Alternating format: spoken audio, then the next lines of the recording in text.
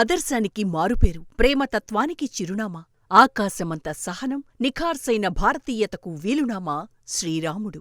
సంక్షేమరాజ్య స్ఫూర్తి, కుటుంబం కాదు సమాజం కోసమే బతకాలని చెప్పిన సాహసి, అబద్ధం తెలియదు, కపటం ఎరుగడు, అయోధ్యను ఏలిన ధీరుడు. త్రేతాయుగంలో శ్రీరామచంద్రుడు సూచించిన సుగుణాలు ఎన్నో ఎన్నెన్నో. శ్రీరామనవమి పర్వదినం సందర్భంగా శ్రీరామచంద్రుడు మానవావతారంలో భూమిపై చూపించిన మార్గం, బోధనలు నేటికీ మనకు శ్రీరామరక్ష. శ్రీరాముడు కష్టాలను ఎదుర్కొన్న తీరు, సమస్యలకు చూపించిన పరిష్కారాలు, నేర్పు, ఓర్పు ఇలా ఒకటేంటి, మానవాళిని జాగృతం చేసేలా అనునిత్యం చూపించిన తోవ మనందరికీ ఆదర్శం. శ్రీరాముడు గురించి ఎన్నిసార్లు చెప్పుకున్నా తనివి తీరదు. లీలలు అన్నీ ఇన్నీ కావు. భూమిపై చేసిన ఎన్నెన్నో అంశాలు మనల్ని ఎప్పుడూ సంభ్రమాశ్చర్యానికి గురిచేస్తుంటాయి.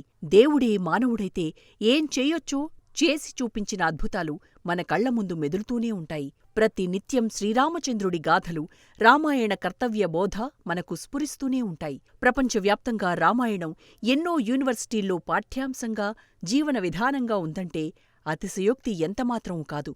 రామాయణ బోధనలు, చూపించే మార్గం మనిషికి జీవితకాలానికి సరిపోతాయి. ఇప్పుడు మనల్ని నిత్యం ప్రభావితం చేస్తున్న రాజకీయ శక్తులు, కార్పొరేట్ యుక్తులు, కుట్రలు, కుతంత్రాలు ఒక్కటేంటి, అన్నీ కూడా ధర్మం ముందు తలవంచాల్సిందేనని మనకు ఆనాడే శ్రీరామచంద్రుడు చాటాడు.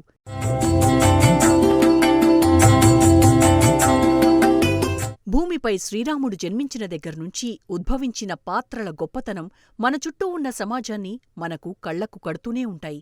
మనతోనే ఉంటూ, మన చుట్టూ తిరుగుతూ మనల్ని వంచించేవారు, దెబ్బతీసేవారు, కుట్రలు చేసేవారు ఇలా ఒక్కరేంటి, అన్ని రకాల పాత్రలను మనకు ఆనాడే రామాయణం చాటి చూపించింది. దశరథ మహారాజు, కౌసల్య, సుమిత్ర, కైకేయి పాత్రలు ఈరోజు ఉన్న ఎన్నో అంశాలను ఆనాడే మనకు పరిచయం చేశాయి. మందర రాజకీయం నేటి రాజకీయాలకు ఏమాత్రం తక్కువ కాదంటే నమ్మాల్సిందే. ఈర్ష్య, అసూయ, ద్వేషం మనిషిని ఏ విధంగా దహించివేస్తాయో 100 ఏళ్ల క్రితమే మందర మాటలు విన్న కైకేయి రూపంలో మనం చూశాం. అంతిమంగా గెలిచేది న్యాయమేనని, సనాతన ధర్మానికి ఉన్న పవర్ను నాడు శ్రీరామచంద్రుడు చాటాడు.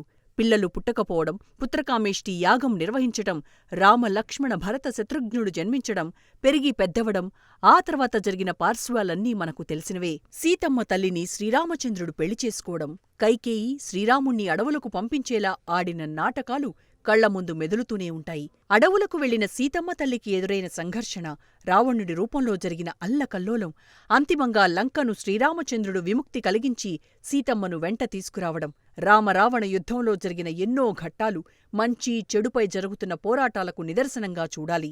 సీతమ్మ తల్లి సాగించిన పోరాటం మన జీవితాల్లో మహిళామూర్తులు సాధిస్తున్న విజయాలుగా భావించాలి. ఏ నేరమూ చేయకుండా లక్ష్మణుడు అన్నకోసం చేసిన త్యాగాలు భూమిపై మనిషి ఉన్నంతకాలం చెప్పుకోవాల్సిందే. ఇక ఆయన కోసం నిద్రలోనే ఉన్న ఊర్మిళ ధీరోదత్తం ఒక్కొక్క పాత్ర ఒక్కోలా కర్తవ్యాన్ని బోధిస్తుంది. ఇక అన్నకోసం భరతుడు ఏం చేశాడో వేరే చెప్పాల్సిన పనిలేదు. మొత్తంగా రామాయణ మహాకావ్యం మనకు ఎదురవబోతున్న ఎన్నో అంశాలను పరిచయం చేస్తూనే ఉంటుంది. ప్రతి ఒక్కరి కుటుంబంలో ఒక రామాయణం, ప్రతి వ్యవస్థలో ఒక రామాయణం మనకి కనిపిస్తోంది. కాలం మారుతోంది. సనాతనంపై అధునాతనం స్వారీ చెయ్యాలని ప్రయత్నిస్తున్నా సనాతనమే నిలుస్తుందని, సనాతనమే విజయం సాధిస్తుందని, సనాతనమే మనకు శ్రీరామరక్ష అని యుగయుగాలు రుజువవుతోంది. ప్రజల కోసమే, ప్రజల కొరకు, ప్రజలతోనే రాజకీయం చేస్తామని చెప్పుకుంటున్న నాయకులు ఆడుతున్న కపటంపై ధర్మమే విజయం సాధిస్తుంది. అంతిమంగా ఆనాడు చెడుపై మంచే గెలిచింది. కాని ప్రస్తుతం మన కళ్ల ముందు చెడు కూడా కొన్నిసార్లు విజయం సాధిస్తున్నట్టు కనిపిస్తోంది. అయితే ఇది తాత్కాలికమే. అంతిమ విజయం ముమ్మాటికీ ధర్మానిదే, సత్యానిదే.